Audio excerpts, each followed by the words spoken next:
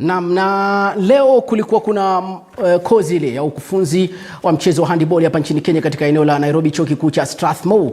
Mashindano haya ama kozi hii imeandaliwa na kamati inayosimamia mashindano ya Olimpiki. Kamati inayosimamia mashindano mingi ikiwemo michezo haya ya handiboli, riadha na mengineyo, hoki. Wameamua kuandaa sasa hivi kozi hii ya ukufunzi wale makocha wale wa mchezo wa handiboli, na aliongoza shughuli ile si mwingine ni Francis Mutuku, yule mwenyekiti ama katibu mkuu wa kamati ya NOC.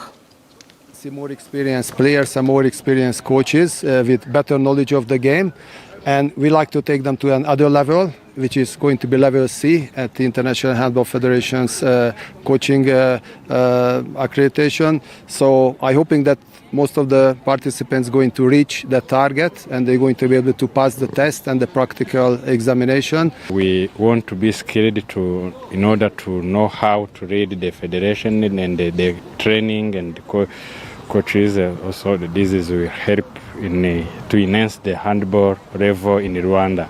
It's been good, very interesting, new techniques, and as a coach, I really have a lot to go and apply in my team.